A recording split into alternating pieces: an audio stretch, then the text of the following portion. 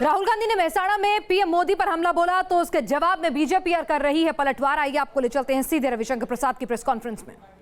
क्या है 5,000 करोड़ के नेशनल हेराल्ड के सीरियस चीटिंग और फ्रॉड के केस में बेल पर है। आपको याद होगा कि जब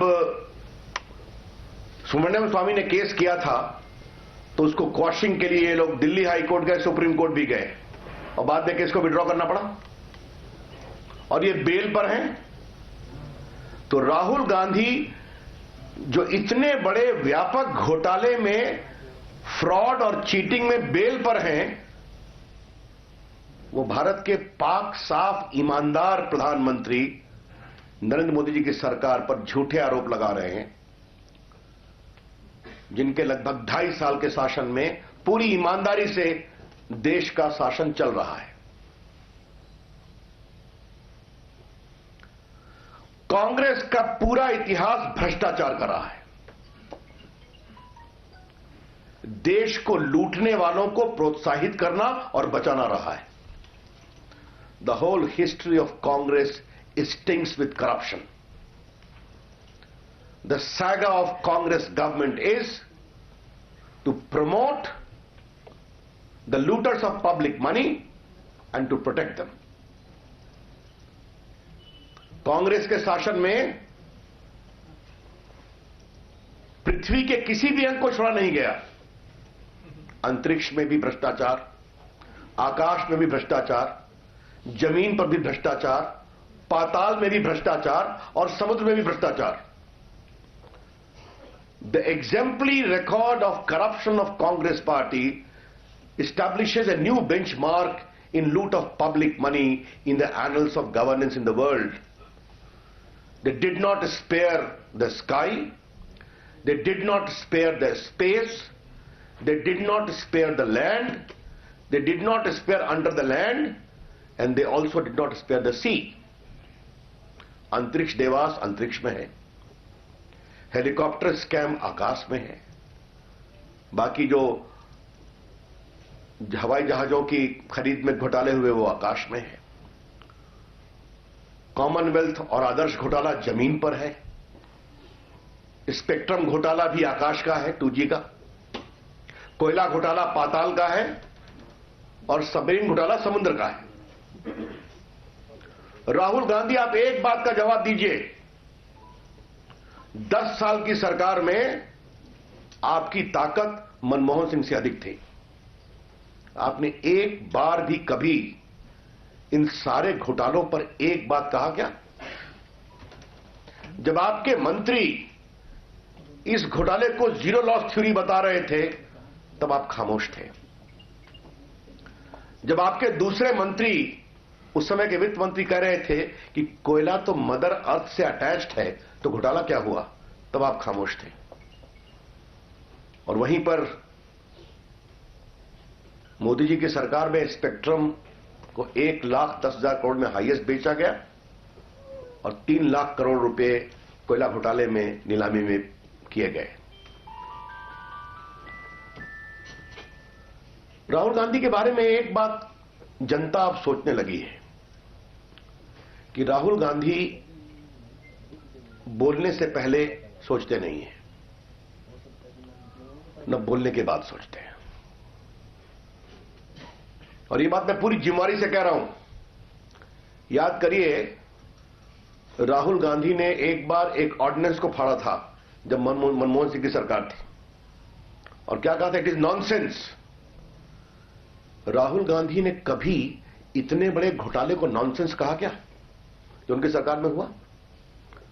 लाखों करोड़ की जनता की कमाई लुटती रही, राहुल गांधी ने एक शब्द बोला क्या? Not a word was spoken by Rahul Gandhi on the series of stinking corruption which has become integral to Manmohan Singh government, in which he was, after his mother, the second most powerful person. He never tried to take any step to stop it. और तो और, जब उनके अपने बहनोई हरियाणा सरकार और राजस्थान सरकार की अपनी सरकारों के दबाव देकर भ्रष्टाचार से लाखों करोड़ों कमा रहे थे, तब इन्होंने कुछ कहा क्या? यह है राहुल गांधी का इतिहास। और हमारे गंगा के समान पवित्र प्रधानमंत्री, जिनका पूरा व्यक्तित्व ईमानदारी की पराकाष्ठा है, उनके बारे में बेबुनियाद आरोप लगा रहे हैं। ये सारे आरोप खींच में लगा रहे हैं। ये सारे आरोप इसलिए लगा रहे हैं कि जनता उनकी बात सुन नहीं रही है। नोटबंदी का विषय, और इसका एक आप सीरीज देखिए। पहले बेबुनियाद आरोप कभी संघ पर लगाना, कभी किसी पर लगाना, फिर नोटबंदी का विषय उठाया। नोटबंदी भारत को काले धन से मुक्त कराने का एक ऐतिहासिक प्रयास है। भारत में आतंकवाद की जड़ों को कमजोर करना, माओवाद की जड़ों को कमजोर करना, भ्रष्ट लोगों को पकड़ना। और मुझे बहुत गर्व है अपने प्रधानमंत्री पर, जितनी सख्ती से काले धन के खिलाफ रोज कार्रवाई हो रही है। आप देख रहे हैं, आज भी हुई है। इनकम टैक्स को पूरी छूट दी गई है। तो जनता उनकी बात सुनती नहीं, जिसका लेटेस्ट एग्जांपल मिला कल के चंडीगढ़ के चुनाव के रिजल्ट में। और वहां मैंने देखा कांग्रेस का स्टेटमेंट कि भाजपा को खाली मध्य और उच्च वर्ग के लोगों में जीत मिली है। राहुल गांधी तो होमवर्क कभी करते नहीं है। भाजपा चंडीगढ़ में सारे जो गरीब मजदूरों के वार्ड हैं, वहां भी 9,000 10,000 वोट से जीती है। तो बार बार वो हार रहे हैं, तो उसकी खींच है कि नोटबंदी पर उनके पूरे बेबुनियाद आरोपों का कोई असर नहीं पड़ रहा है। तो अब ये आरोप लगाए चले जा रहे हैं। मैं इसकी भर्त्सना करता हूं। I condemn the irresponsible, shameful, baseless allegations of Rahul Gandhi with all the content it deserves. जनता कभी इस पर विश्वास नहीं करेगी। बेबुनियाद झूठे आरोप लगाना उनकी फितरत में हो गया है। ये बार बार वो लगाते रहे हैं। इसलिए एक भ्रष्टाचार के सबसे बड़े संरक्षक के रूप में 10 साल से अपना राजनीतिक आचरण करने वाले राहुल गांधी से और कोई अपेक्षा हो नहीं सकती है। The country need not expect anything different from Mr. Rahul Gandhi, who has demonstrated his performance as the biggest patron of corruption in the last 10 years when his government was in power or in the various state governments. तो मित्रों, मुझे अपनी ओर से बहुत ही स्पष्टता से कहना है, और एक बात मुझे और कहनी है। यह विषय सुप्रीम कोर्ट में गया था, जो आरोप ने लगाया है।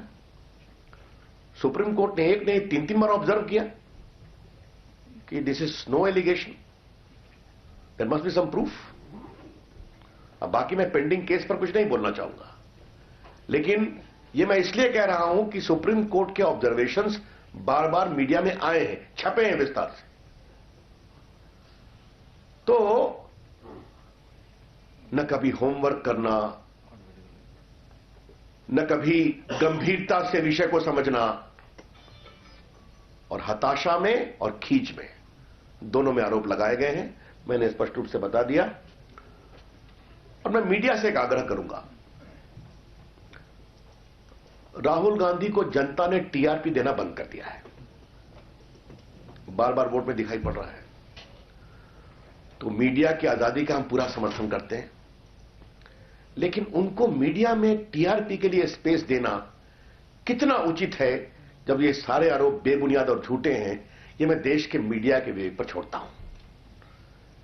लेकिन राहुल गांधी ने, चूंकि जनता ने टीआरपी देना बंद कर दिया है अपने वोट के माध्यम से, इसलिए वो ऐसे बेबुनियाद आरोप लगा रहे हैं। That's all from me friends.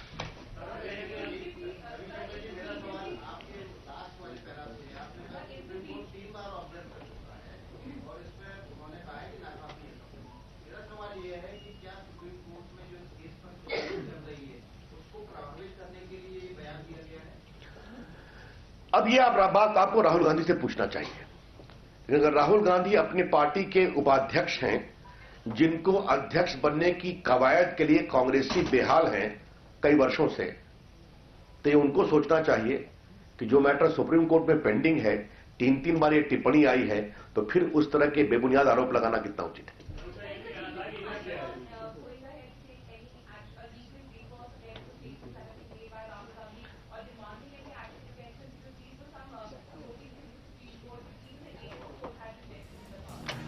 I think we trust the people of India more. An utterly baseless, shameful allegation is going to be rejected with impunity for Rahul Gandhi. एक बात मैं अवश्य कहना चाहूंगा, अगर राहुल गांधी ये समझते हैं कि प्रधानमंत्री पर इस तरह के अनर्गल आरोप लगाकर वो ऑगस्टा वेस्टलैंड के इन्वेस्टिगेशन को प्रभावित करेंगे, जहां उनके पूरे परिवार के लोगों की चर्चा आ रही है, तो भारत सरकार ऐसा कोई उनको उपकार नहीं करने वाली। सीबीआई ईमानदारी से काम करेगी और किसी दबाव में नहीं आएगी।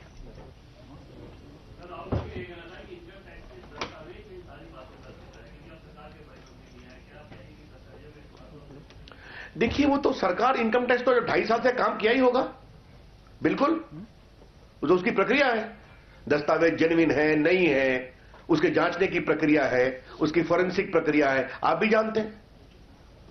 तो जो प्रक्रिया होगी वो अपना इंटीमेट करेंगे, या कार्रवाई होगी, खत्म हुई होगी या नहीं हुई होगी, ये तो इनकम टैक्स करेगा। लेकिन मुझे आप ये बताइए कि अगर 2.5 साल से है तो राहुल गांधी पहले क्यों नहीं बोले? मैं आपसे एक सवाल पूछना चाहता हूं, यह केस कब फाइल हुआ था?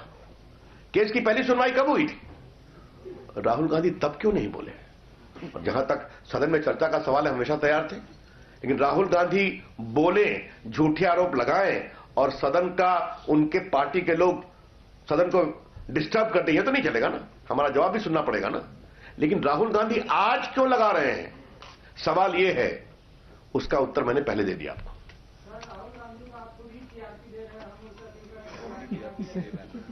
नहीं, अगर उनके इस झूठे शर्मनाक बयान का हम जवाब नहीं देते तो बड़े गुणी पत्रकार ठाकुर जी क्या लिखते कि भाजपा ने जवाब तक नहीं दिया, इसलिए आया हूं।